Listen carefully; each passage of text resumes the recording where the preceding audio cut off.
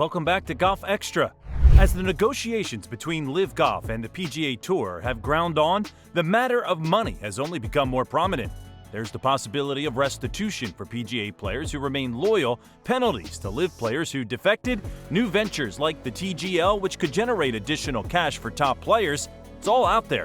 But amidst all of that, one renowned golf analyst made a claim that shocked the golf world and may make fans and players alike reevaluate things. Don't forget to hit that like button and subscribe for more videos just like this one. Now, let's get right into Frank Nobilo's recent comments. Frank Nobilo, if you're not currently familiar with him, is a former professional golfer from New Zealand. He played on the European Tour for an extended period of time before eventually jumping over to the PGA Tour, peaking in the world rankings at number 21 back in July of 1997. He racked up several top 10 finishes in major tournaments during his career to go along with a total of 14 professional wins.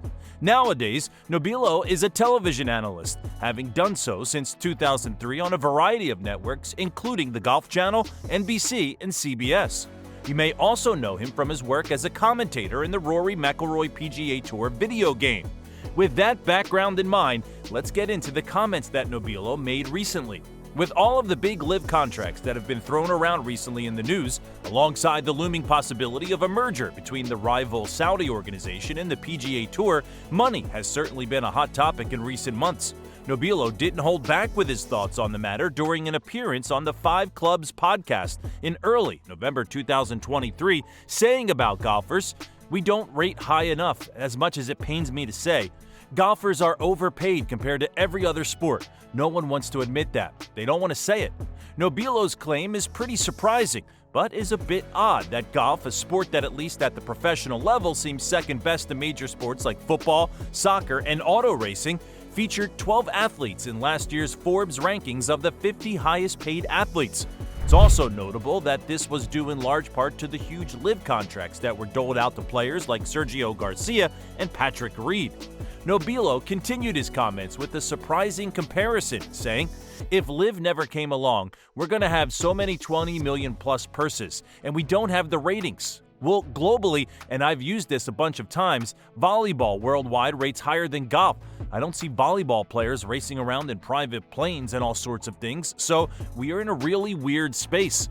Regarding his thoughts on whether a merger would end up taking place, Nobilo said, "So I would love to have an answer for 2024, but if Jay Monahan and his team stick with obviously the statement and decide to go in a different direction, we're going to have a war. We really will. You're inviting competition, and it's going to be like Coke and Pepsi." So where is the merger agreement these days? According to a press release by PGA Commissioner Jay Monahan, only days after Nobilo's podcast comments, there are a couple of other parties in the mix which complicate matters. The release read, "Progress has been deliberate given the complex nature of the potential agreement, and we will keep you apprised of the progress with continued input and direction from your player directors and player advisor Colin Neville. Additionally, as you know, the framework agreement with PIF and the DP World Tour generated unsolicited, although not surprising, interest from numerous outside potential investors. The opportunity to potentially participate in the transformative growth of the PGA Tour for the first time brought forth dozens of inbound prospects, which were initially vetted by the Tour's investment bank, Allen & Company. Other bids? That's certainly interesting." Monahan continued, "In the policy board meeting, we reviewed these remaining bids with the independent directors and player directors with input from Allen & Company and the Rain Group and agreed to continue the negotiation process in order to select the final minority investors in a timely manner. Money is still a central consideration in all of this, of course." Monahan addressed this, saying, "Tour management has designed a program that would align the interest of our members with the commercial business of the tour via direct equity ownership in PGA Tour enterprises. At the point we secure outside investment, this would be a unique offering in professional sports, as no other league grants its players, members direct equity ownership in the league's business. We recognize, as do all of the prospective minority investors who are in dialogue with us, that the PGA Tour will be stronger with our players more closely aligned with the commercial success of the business." Still, famous sports agent Lee Steinberg sees the allure of LIV even with the threat of the merger, saying, "The dollars are just too astronomical, and for younger athletes without much political consciousness, it's a no-brainer." Steinberg continued, "At the end of the day, this league may sustain.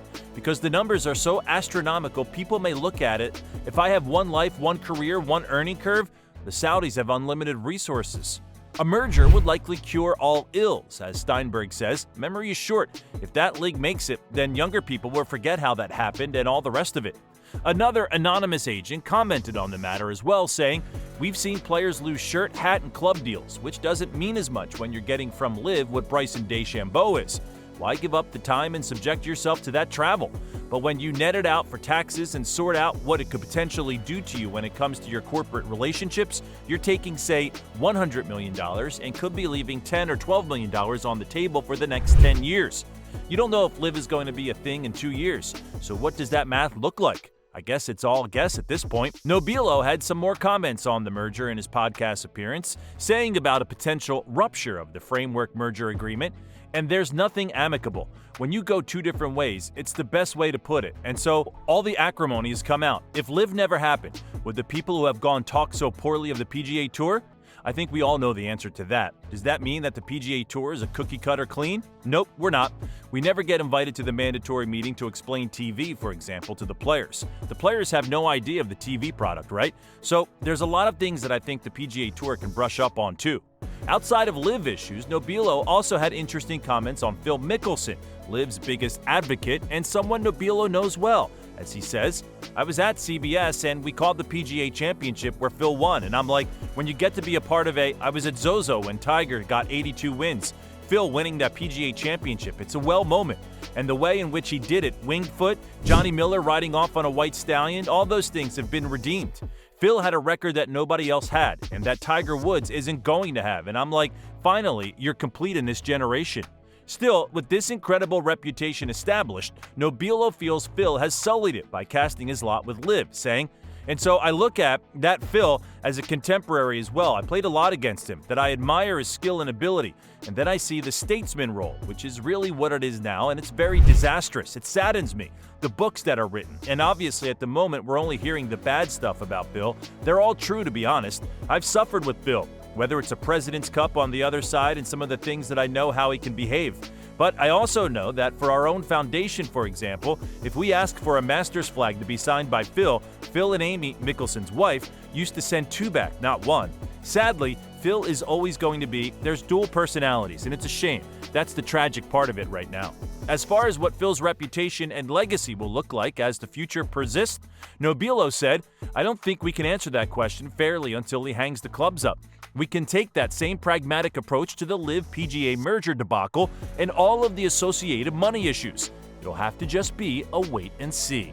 Comment with your thoughts and make sure to subscribe for more content like this. We'll catch you in the next one.